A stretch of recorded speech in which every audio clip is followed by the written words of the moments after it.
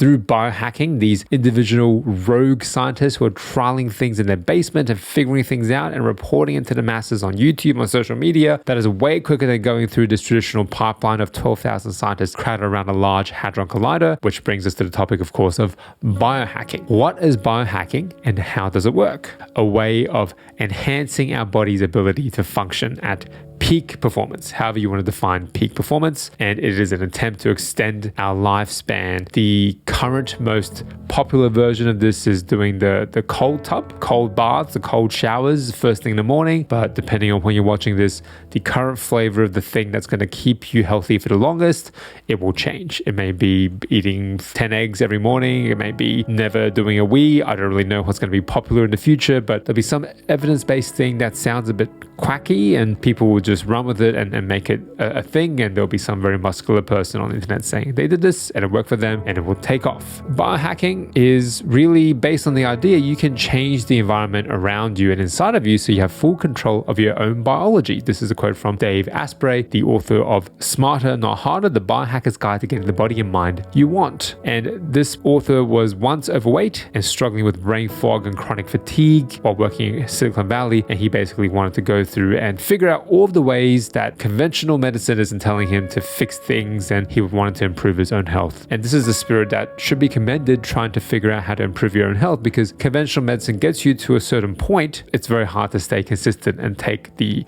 advice of traditional medicine on board. Then you do have to try things out to see what works. And the best example of this is probiotics. Every probiotic you can buy from the supermarket, from the pharmacist, from the chemist, claims that they're the best probiotic in the world, but everyone's gut microbiome is actually a little bit different. So a probiotic that works for your wife is not necessarily going to work for you, and a probiotic that's really, really great for kids isn't necessarily going to work for you because the bacteria in your gut is actually different. One person's health advice isn't going to be universally applicable, but I'm just a little wary when this advice becomes universal. Everyone should do these cold tub rinses first thing in the morning. Everyone should quit sugar and everyone should just eat one meal a day. That's when I just like to hit the brakes as someone who's in this field and comes across a lot of this advice. The types of biohacking range from, say, lifestyle changes, dietary shifts, different kinds of breathing exercise and meditation. All makes a lot of sense. Molecular biohacking is where I start to get really nervous as a molecular biologist, as a microbiologist, taking drugs, taking synthetic or natural molecules to try and shift your biology, taking supplements. The vitamin industry is highly, highly unregulated. They are not the drug industry. They do not need FDA approval. So taking these supplements is actually something that has not much oversight at all. On top of that, there are biologics, then start to get into FDA approval territory. So there is more oversight in this space. But as we've talked about in the podcast previously, you could have FDA approval for one use, but there could be an off-label use of that same drug that may not have full FDA approval, or may have FDA approval in some cases that people are using the drugs to do different things. Like Ozempic is not actually supposed to, in the first instance, be used for weight loss. It was supposed to be used to control blood sugar, blood glucose levels for diabetics. It could also verge on the side of technology where you're wearing smartwatches, Apple Watches, monitoring your sleep, your blood pressure, that kind of stuff. So it could be that side of things as well. Is it safe? That full range of things that you could try as a biohacker, from vitamins to new drugs to technology, or sit on a spectrum of benign to very, very unsafe. As an individual, try whatever you like. Hopefully you can try things in collaboration with a medical professional, hopefully getting prescription things rather than things that you're just trying by yourself. If it's your own health, you take charge of it. You do what you want. It is where you start giving advice to other people and said, look, everyone should be doing this. Anyone with an internet platform without any medical training, they can say, I'm an independent biohacker.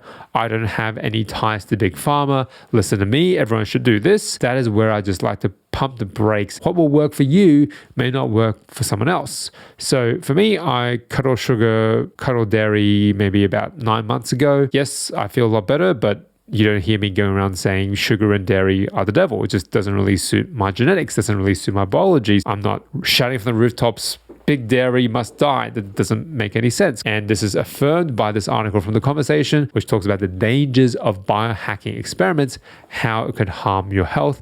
And the basic thesis of this article is that the high safety standards that medical research are held to, having different phases of clinical trials where hundreds or thousands of other people have gone through and taken that therapy and measured its safety. This is not at all the burden of proof of these independent biohackers, these people who are finding a WeWork office, trying to do it in a very small team, injecting things into themselves, injecting some CRISPR DNA into their veins and seeing what happens. It sounds like a scene from the show Orphan Black. I don't know if you've seen that show. It very much had that spirit of, hey, we can just hack our DNA and figure it out. Unless you're doing this for thousands of people, none of this can be trusted. You might feel okay in the moment, whether that be the placebo effect or not. You might even feel better than ever. But this does not mean this thing you're trying is scalable. Nothing like this is universal unless it's gone through a trial where thousands, tens of thousands, hopefully millions of people have been through this process and have some kind of measurable effect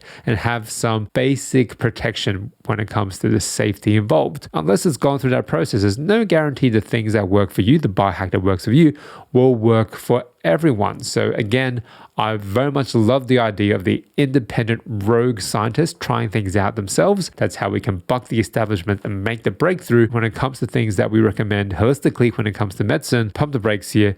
We can slow things down. We do not need revolution that quickly at the cost of safety.